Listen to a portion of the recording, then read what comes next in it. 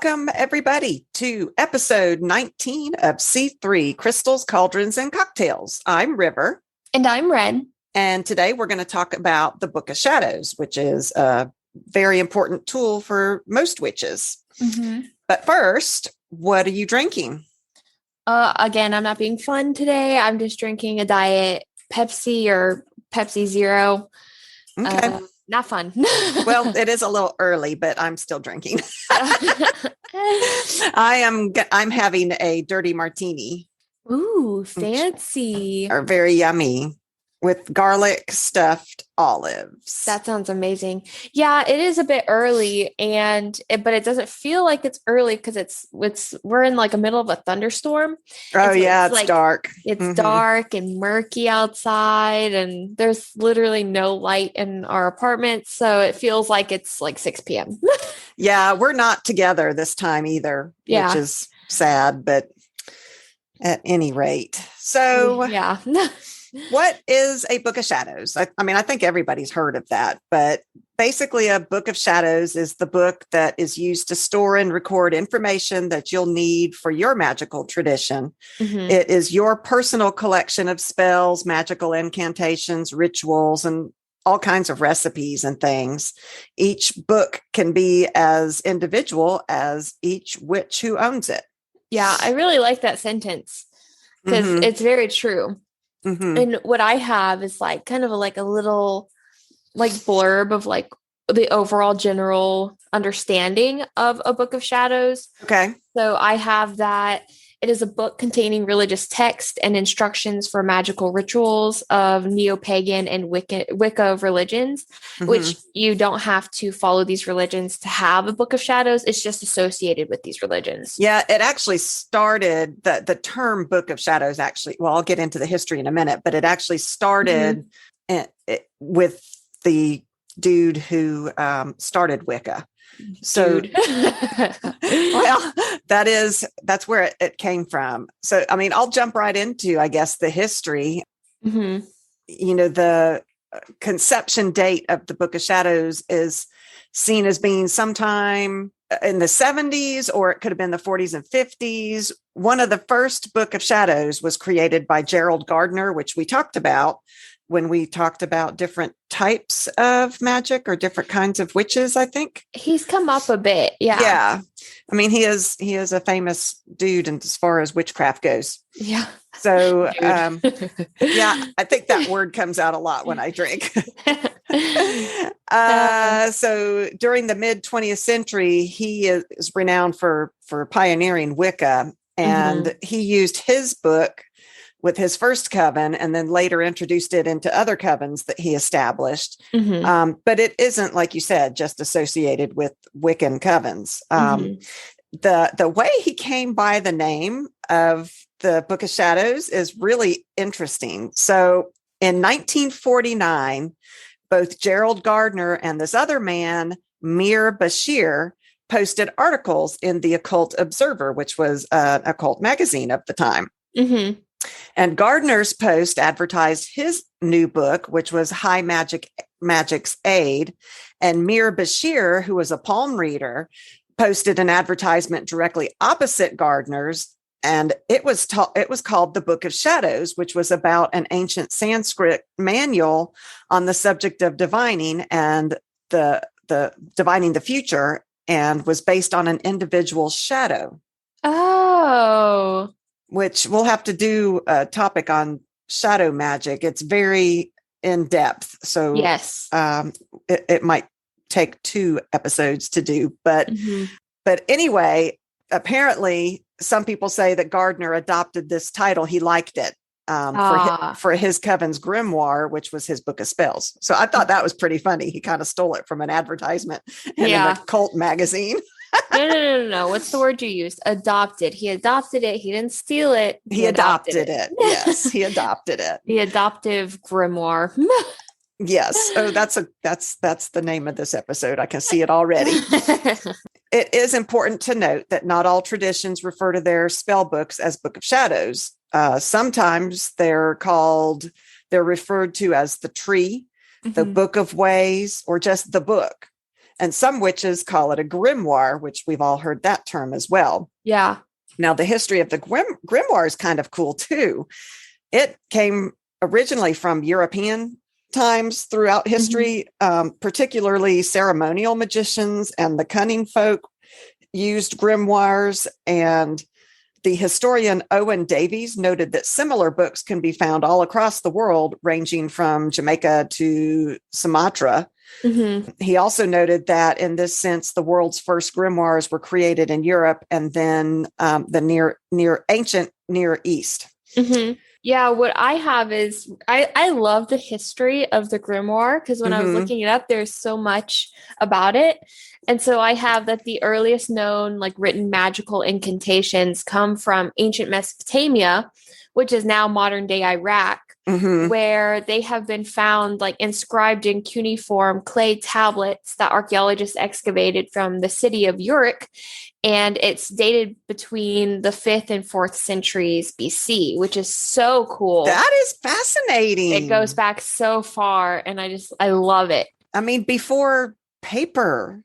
Yeah. That is so cool. Yeah. One of my favorite parts of history, to go off a little bit off topic, is like seeing writing on these tablets and everything. It's just so cool because like modern day we have paper, but we didn't always have paper. Yeah. So they found a way. Yeah. They found a way to make sure that whatever it is they were trying to say was preserved. How cool is that? Yeah. It's very cool. It's commonly believed that the term grimoire originated from the old French word grammaire, which had initially been used to refer to all books that were written in Latin. Oh. So I thought that was interesting. That is interesting. I also have that the ancient Egyptians, I know you talk a little bit more about this. Oh, yeah. You like the ancient Egyptians. I love the Egyptians. Yeah. So the ancient Egyptians also employed magical incantations, which have been found inscribed on amulets and other items. So instead of like a solid clay tablet, like the you know what I'm trying to say, the tablets, they had it on amulets and other items. And so the Egyptian magical system known as Heka, I think I'm saying it right, Heka, was generally altered and expanded after the Macedonians that were led by Alexander the Great, and which was invaded. He invaded Egypt in 332 BC. So they carried them around. They had little portable Book of Shadows. Yeah, pretty much. Yeah. Can't carry around this huge tablet because it's too heavy. So we're going to make it portable on these little tiny amulets that we're just going to wear. Yeah, these little tiny objects, and it's just easier to port them around. I could carry my Book of Shadows in my pockets. Yeah. Well, I don't know about yours specifically because yours is huge. Yeah, I've got a big one. But by the 18th century, that term, the grimoire, had gained its now common usage in France and had begun to be referred to just those books of magic. Okay. Owen Davies presumed that this was because many of them still continued to circulate in Latin manuscripts. So back in the day, a lot of magic was written in Latin. And, even things like supernatural and all of that, all the spells are always in Latin, that kind of thing. All the horror movies, when they accidentally summon a demon, it's all in Latin. Yeah. Yeah. Yeah. It's always in Latin. My favorite one of that, for example, is, it doesn't go with Book of Shadows, but my favorite one is, what's it called?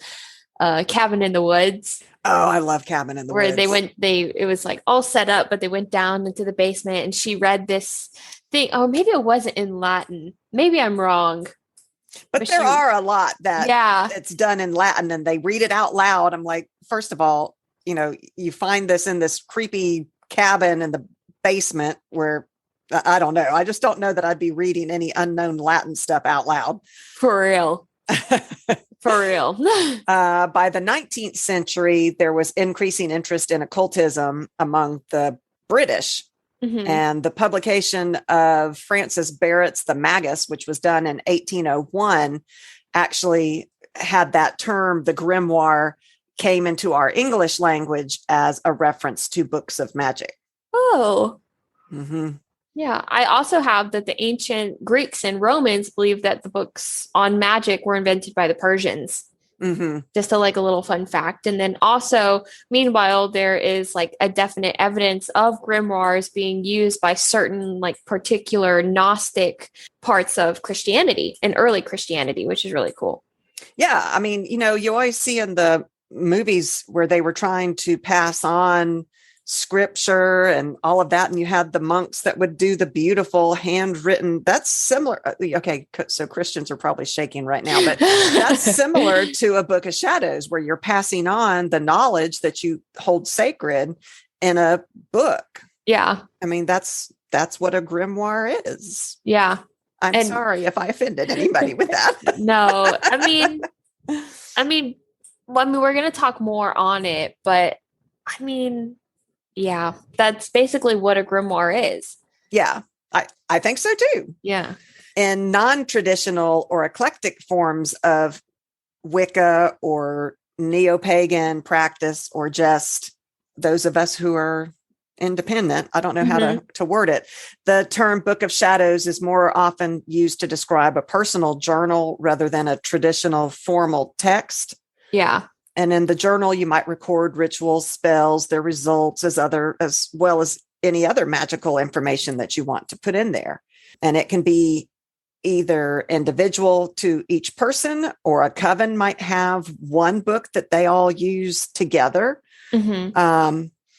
But, and sometimes they are passed from teacher to student. Sometimes they're kept within families. And actually, did you know that some people used to think that a Book of Shadow had to be destroyed with the death of the witch so that the magic wasn't passed on to unworthy people, or so that people wouldn't know that that family had a witch in it? Oh, wow. So they used to actually burn it to complete ashes. And that hurts. That hurts. I know, right? All that magic lost, all that tradition. Yeah. But I wonder if the ashes of a burned Book of Shadows were still kept to use, because I imagine those would be really powerful. Maybe. And then there is ashes themselves can be used already in spellcraft. So yeah. I imagine that if a Book of Shadows had to be burned, which, like you said, that just kind of hurts my soul. It hurts. Yeah. Those ashes would be, I think, quite potent. Yeah, I think I feel like they would have that energy about them, because already going through that chemical change, or chemical change of being burned, and then having all of that power and knowledge. I would worry that, fire is a lot of times used to release the magic out into the universe. I would be worried that power and magic from the grimoire might be more dangerous burned than it would have been put together. I don't know. Interesting thought, though. That really surprised me when I came across that. Yeah, that is surprising. So I came across the fact that there might be a difference between a Book of Shadows and a grimoire. Okay. So what I read was that a Book of Shadows is a witch's personal book of magic, almost like a diary in which the practitioner keeps records of magical workings, rituals, dreams, and other personal notes. It is deeply personal, something that you wouldn't share with others, as they are your personal experiences within the craft. A grimoire is similar, but does not include personal notes and experiences. It holds information like a manual or an encyclopedia. It contains ritual verbiage and instructions, but not the notes of that individual user. It might give you instructions on how to prepare your magical tools, but no personal notes on, well, when I did this, my athame did this, or, whatever. It also might contain lists of magical properties of varying things, and it contains all the research the practitioner has made on their tradition.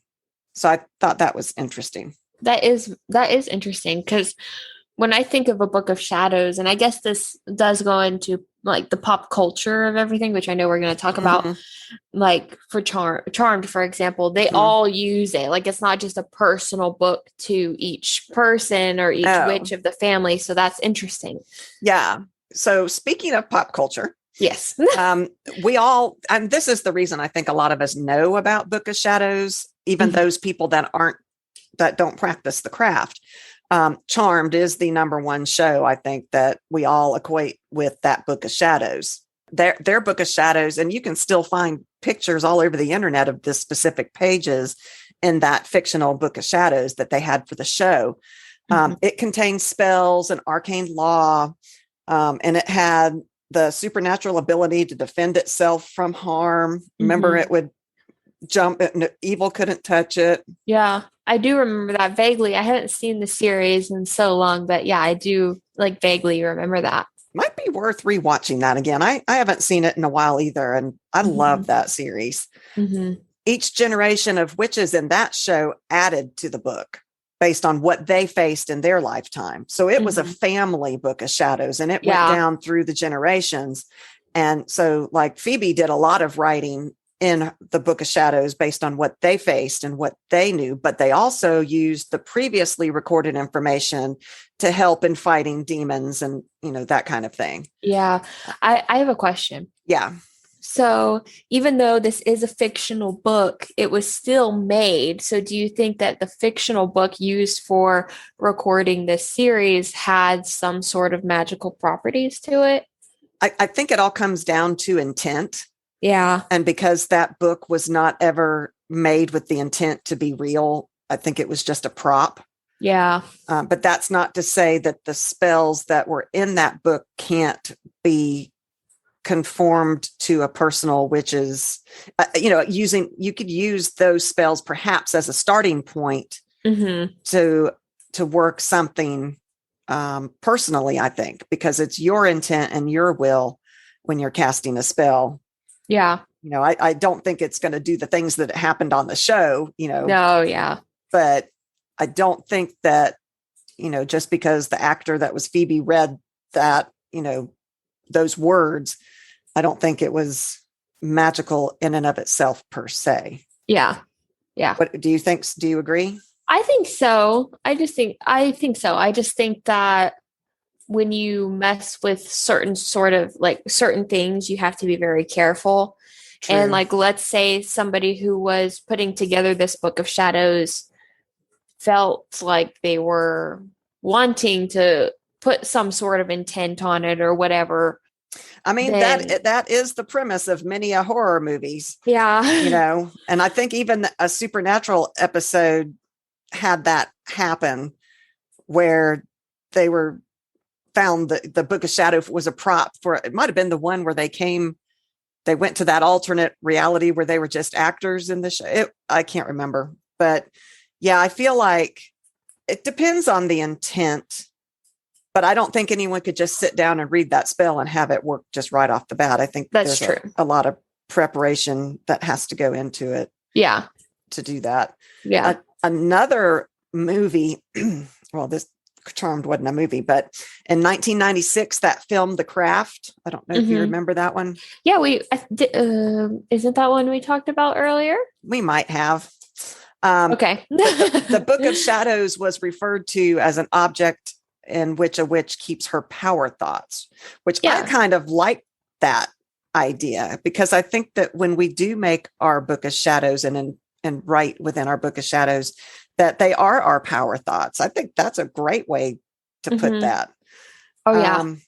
And then in 2011, that TV series, The Secret Circle, which I loved that series. I love that series too. Each family had their own Book of Shadows that had their own unique spells. And as the book was passed down from generation to generation, each generation writes their own spells and notes, just like in the Charmed one, and so I don't know if you remember the characters of that show, but Cassie recognized her mother's handwriting in their family's Book of Shadows. So that showed that each family member put their own spin and information into the Book of Shadows, and it carried on down the family line. Yeah, I do remember that show and I really enjoyed it, but they canceled it. And so that was back in 2011. It's literally been 10 years. Wow. So I barely remember it, but I kind of remember. I remember the actor who played Cassie. But that TV series was really good. I love that TV series. Yeah, a lot of these stuff you and I have watched together because we like the horror and the paranormal stuff. Yeah. So some of this stuff we've watched. Yeah. But I don't think that was one we ever watched together because it was so old. Yeah, I don't think so. And one of the other pop culture involvements of like the Book of Shadows is Dungeons and Dragons. Yay, D&D. I know that D&D. you're a big fan of D&D. I've never personally played or tried. Oh my God, we've got to play. I just don't have the patience. It takes so long. It does, but it's so fun. I can't sit down for that long, like that long. Like I can sit down for like long movies, but Dungeons and Dragons is like an 8-hour plus game. Oh yeah. It can go for weeks. Yeah. I mean, yeah. Like if you're trying to just do like a short game, like even I just can't do it. But the Warlock class gains a Book of Shadows, which they gain powers and extra spells and rituals to like defend themselves or use their knowledge to help. You know, I'm not very versed in the Dungeons and Dragons knowledge, but I feel like I'm on the right path of why the Warlock would have a Book of Shadows to help like their teammates or themselves get out of any situation that they're caught in. Yeah, different characters in D&D had different ways to cast spells and different rules that went with that. And you're right, the Warlock had a Book of Shadows. But like clerics had their gods or goddesses that they had to pray to get their spells from, that kind of thing. Oh, okay. Anyway, that's a whole different issue there. And then Supernatural, of course, they had several books and grimoires in those episodes throughout that whole series. And I remember specifically Crowley's mother, Rowena MacLeod, she was an extremely powerful natural witch. She was the one with that Scottish accent. And she's a teeny tiny, beautiful woman.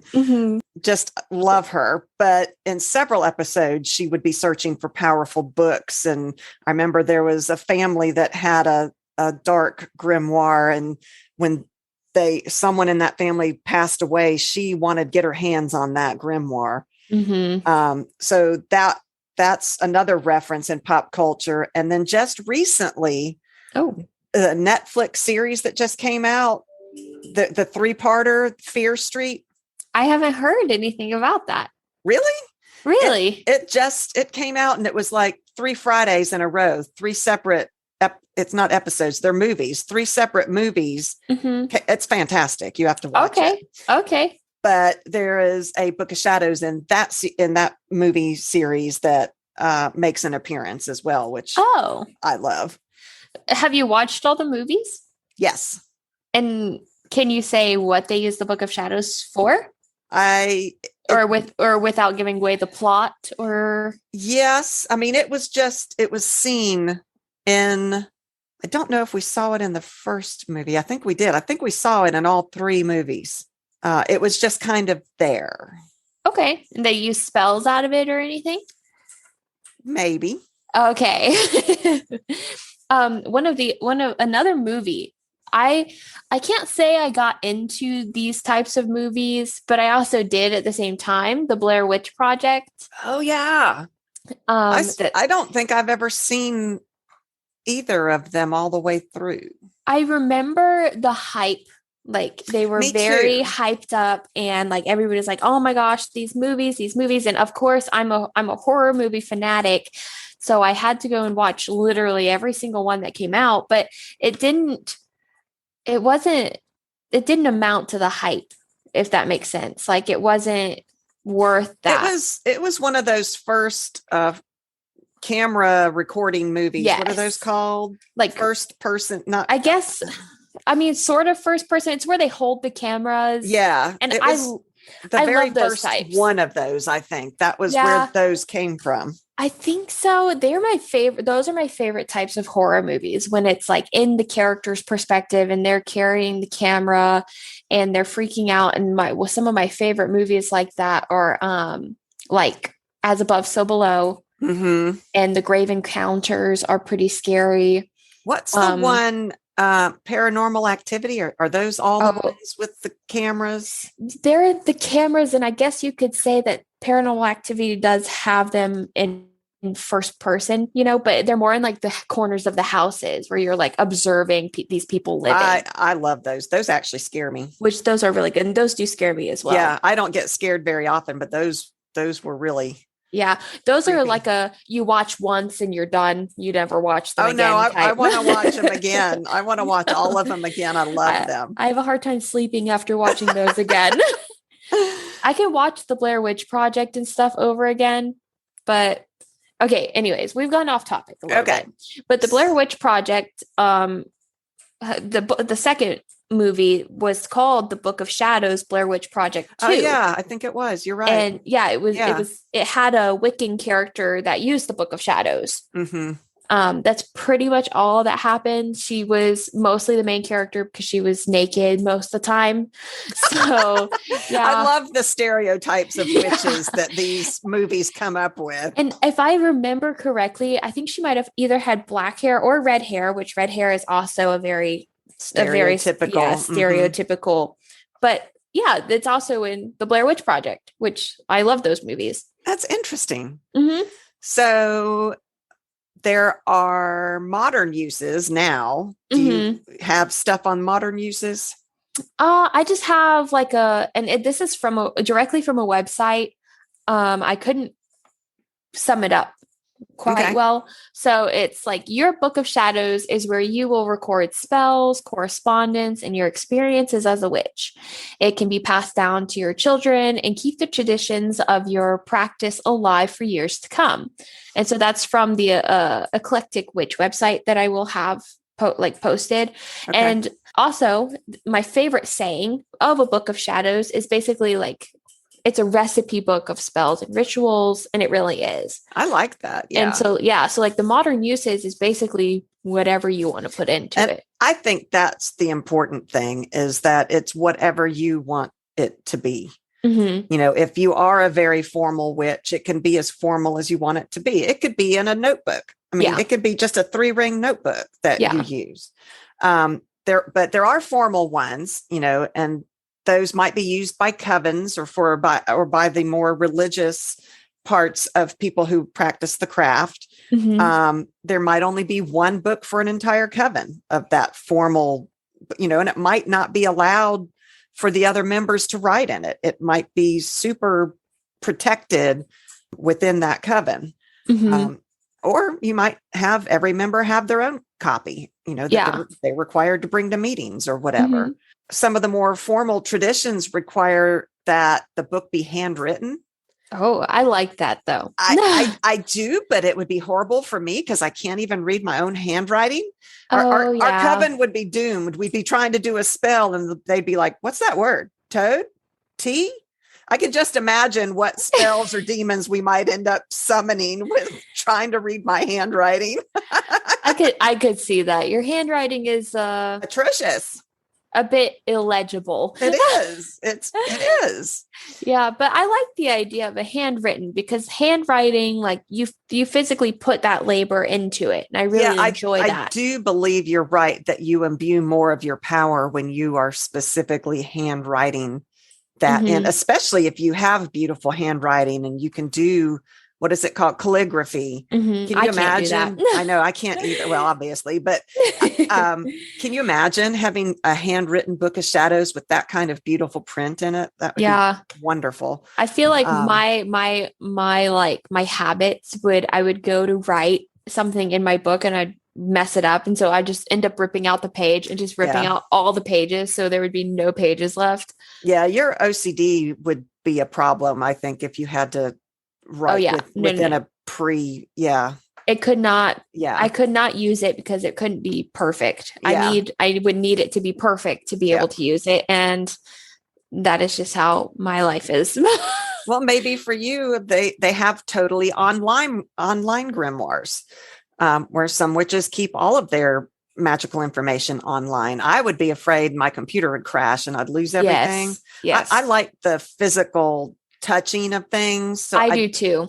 Yeah. I don't know that I could have it be just on the computer, but like Dragon Craft Creations, who does our merch, they have physical ones as well as digital ones that you can just download, which I thought was cool. Mm-hmm. And what they did was they have templates, which may or may not work for you, because some of the templates aren't something I would want in my book of shadows.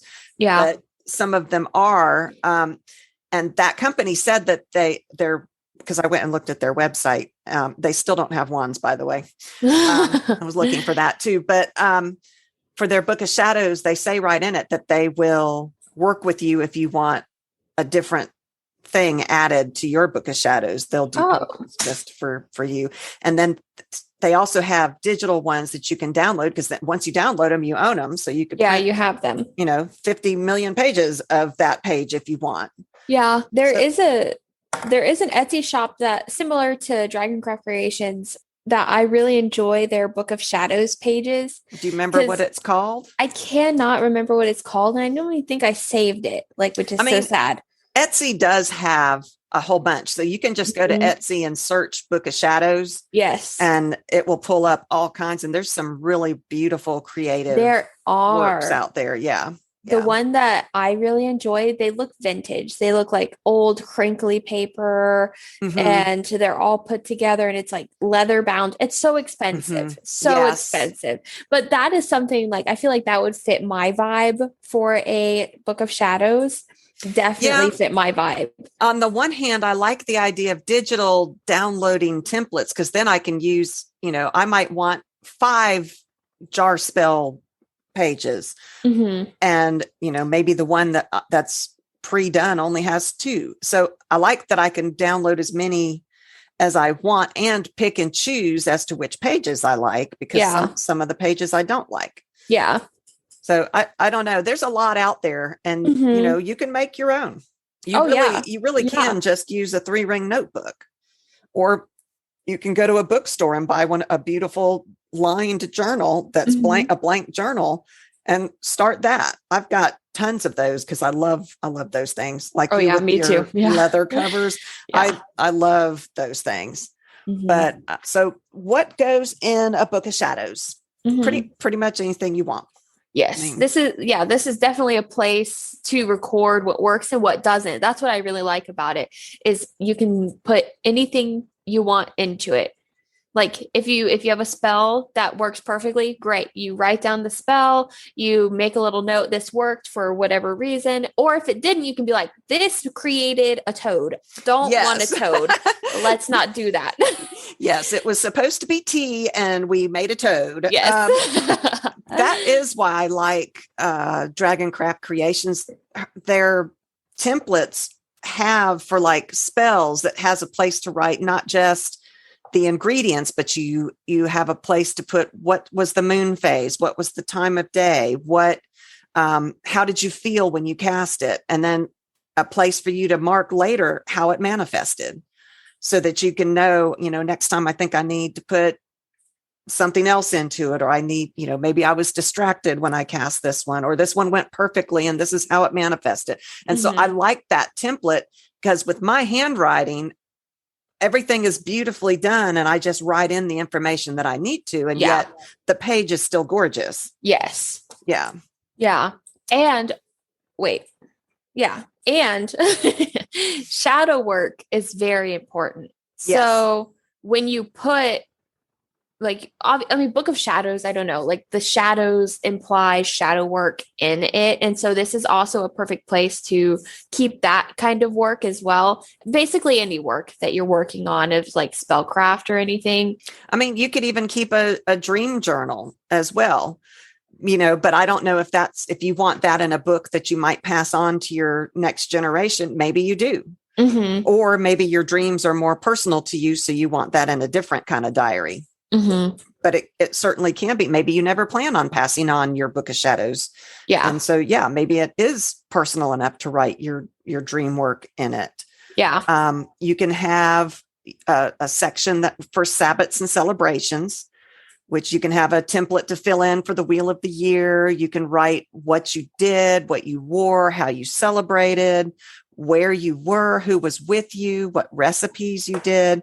And what a wonderful thing to look back on throughout the years. And especially if you do pass it on to future generations, your grandkids can look at it and go, wow, Grandma River did this when she was our age. How cool is that? That's so cool.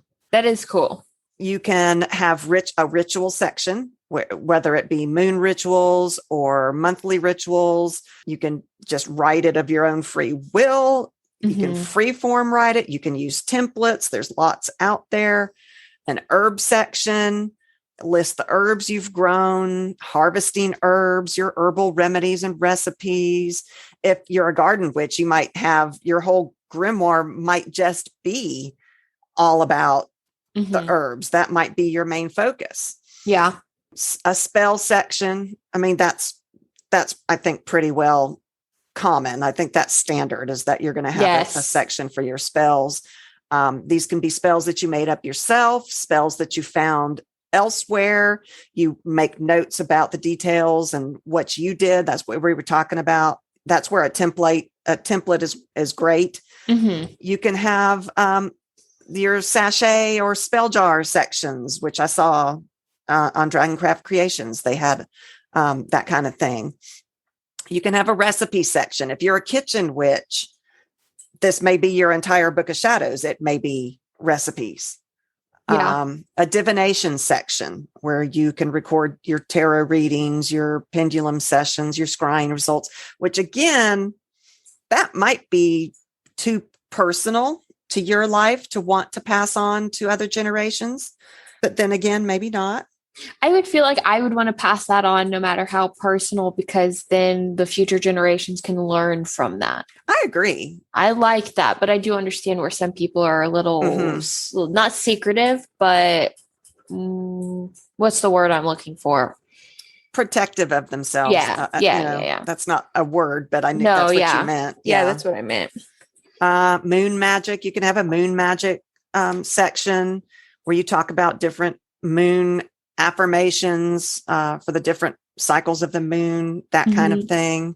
I mean, really just about anything that you could possibly think of can go into your Book of Shadows. And it could be, totally handwritten, a mixture of handwritten. I think I would not want mine to be totally handwritten because my handwriting is so bad.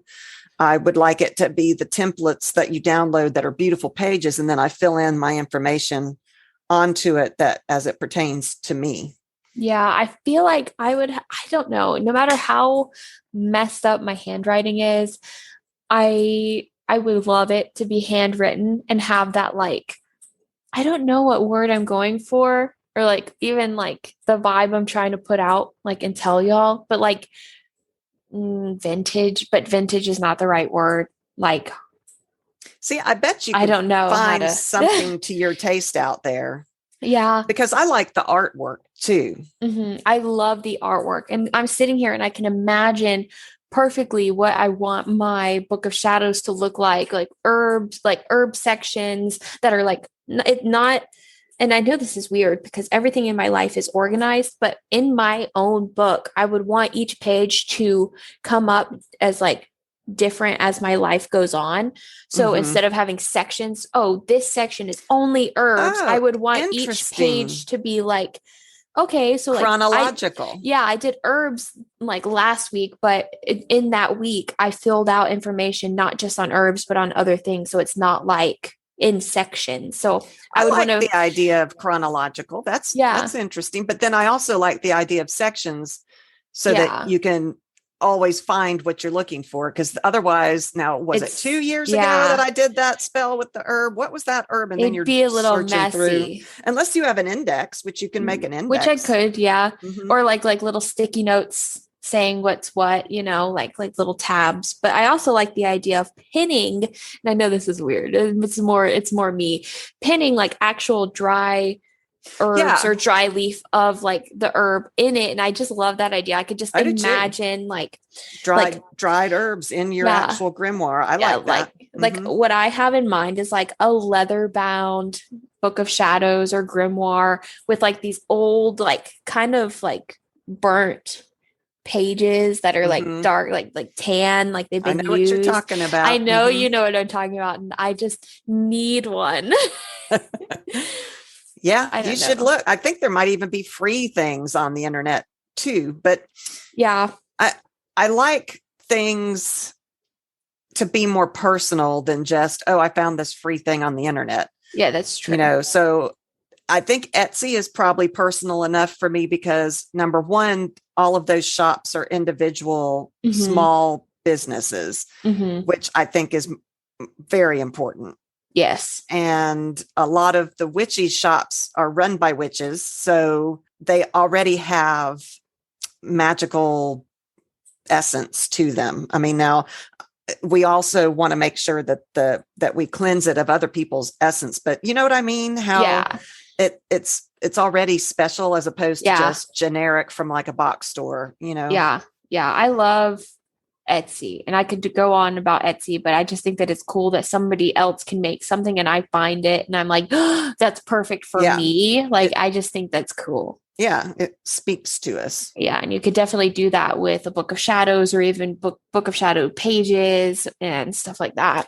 And I imagine you'll have many, many books of shadows. Oh, yeah. I mean, because otherwise you're going to have a 3-foot book that you're carrying around. So I like the idea of having, like, the ones that were bound that I like. The reason I like Dragoncraft Creations ones is because they're spiral bound like a notebook. So I can flip the pages completely backwards to write on it. It's, sometimes when you have those heavy leather bound volumes, it doesn't open flat and you can't write in them as well. They're gorgeous, very gorgeous, but they're not as easy to maneuver to write in. That's true. And so that was one thing that I liked about Dragoncraft Creations was that they had this bound notebook that I could turn completely around and write on either page flat without having an issue. And the backgrounds are gorgeous. So I like that too. Yeah. But I think that's all I've got because I mean, basically it's whatever your imagination can lead you to. Yeah. It's not something we can just sit here and be like, oh, this is what you should do. Yeah. It has to be this way. Right. Yeah. It's very attuned to who you are. So it's hard. And we can sit here and give you guys suggestions on, oh yeah, moon magic can go in this and recipes and spells and, but well, I mean, and you may be super into the astrological side of things. So you may want a Book of Shadows that delves in, it's the sun in Leo or which I still don't know all of that yet, but you may want something along those lines. So everybody's different. Yeah, for sure. And that's a good thing. We're happy about that. Yes. Being different is good. I agree. Yeah, that's all I have too. Okay. So you guys can find us on all social medias at C3 Witchy Podcast. That's Instagram, Twitter, Facebook, TikTok. You can also find us at our website, www.c3witchypodcast.com. There you'll find all the links to our social medias, as well as the links to listen to our podcast, as well as the links to our merch and our Patreon. Yes. Yes, definitely come support us. Thank you for our patron that's out there.